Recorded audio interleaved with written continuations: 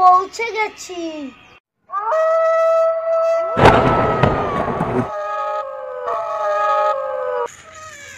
ভেতরে আসুন।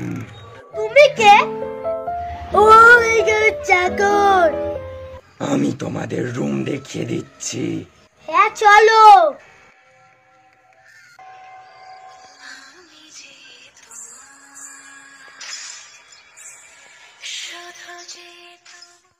বাবা ওই ঘরে কি আছে?